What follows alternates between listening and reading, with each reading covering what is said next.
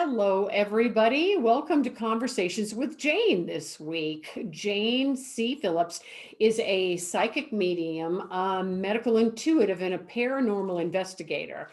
And we do this every Thursday at 10:30. We're using a different platform today, so it's not going to be streaming live, but it will be a video you can go back and watch, definitely. And today, we are going to talk about orbs because I had heard about it and wanted to ask Jane some questions. So Jane, can you talk about what orbs are? Help us to understand that. Okay, thanks. That's a good question for today. I haven't talked about it recently. So not everybody listening even knows what an orb is. It's O-R-B. And you may find that you've taken, especially nowadays with our cameras on our phones, we'll take a picture and we might see a circle, kind of a white circle in the corner, or maybe a couple of them in the picture. And I call those orbs. Sometimes, of course, it could be dust on your camera lens, and sometimes it could be sunlight and all of that stuff. So, but it's not always.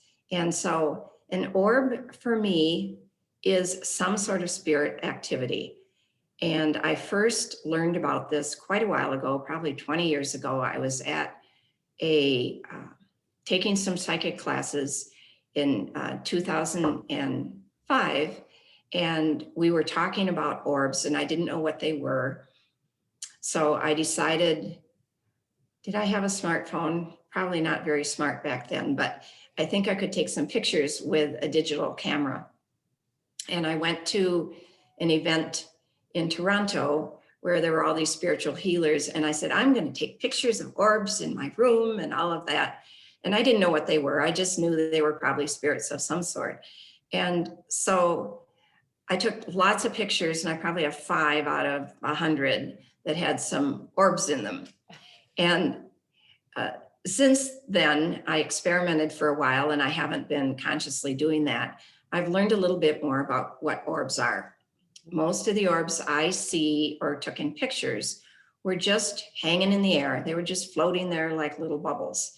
And I've come to understand that most of them are either one of two things. They're either a ghost energy that doesn't show up as a full form like you see in the movies, or maybe some of you have seen, or it could be a spirit, which is somebody in my world who has crossed to the other side and then come back, and they're hanging around with you for a little bit to be helpful.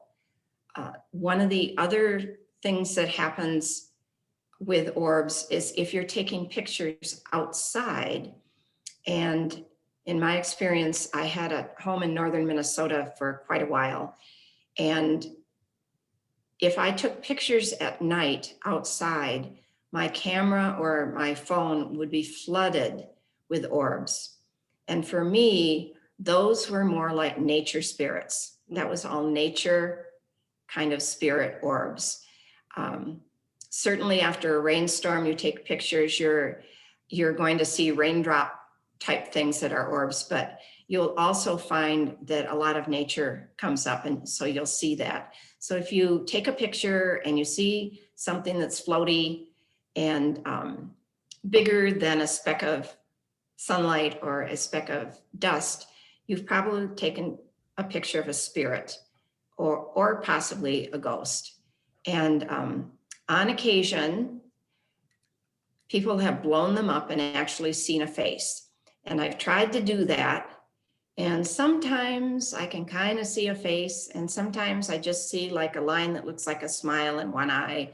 But it is evidence for those of you who are thinking that something's in your house with you. Using your camera to take some pictures of orbs, you can prove that, but that does not necessarily prove you have ghost activity or paranormal. It could be that you just have spirit activity. One of the fun things that I've had taking orbs is I had 2 friends of mine, both men in their 20s, and I was in my 50s, and they came up, the 2 of them were buddies, and I invited them up to my lake place and was taking pictures of them. They were, at that age where they were posing for everything. So if I had a camera, they were posing. And so I was taking pictures in the house and pictures outside. And I was capturing quite a few orbs around them that felt like spirit.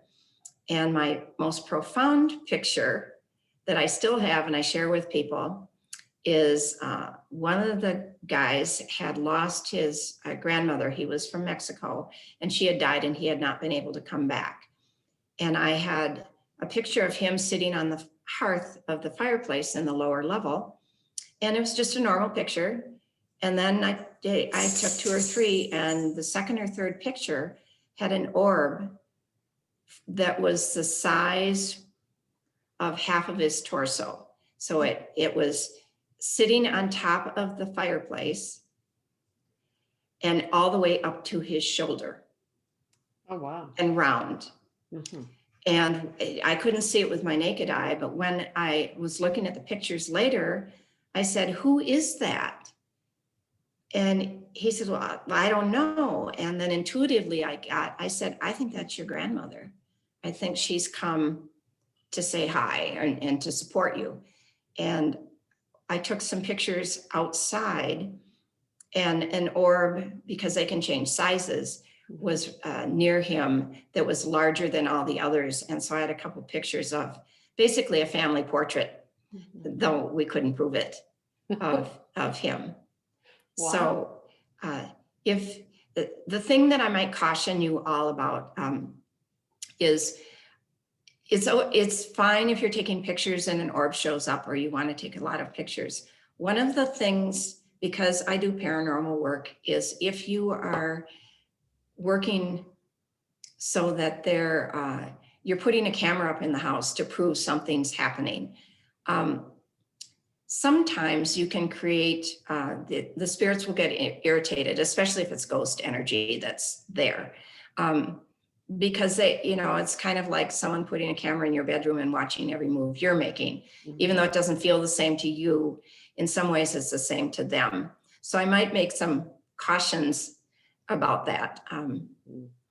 So, taking a picture with your camera is one thing to prove something. Having a video camera on all the time probably is not going to be really helpful to you or the energies, except for to make you know that something's really there. Another thing that happens that is not orb-like, that you will see that tends to be more spirit activity, is when you're seeing flashes of light across the room. And most of us have had that experience. And it usually comes from the corner of our eye, might be just from the corner of our eye. We see it, we turn quick, and we see nothing. Sometimes that's when somebody you loved has just passed on. They might come and you might see that. Or it could be somebody that who is in spirit form has come, and the flashes of light is the orb moving rapidly across the screen.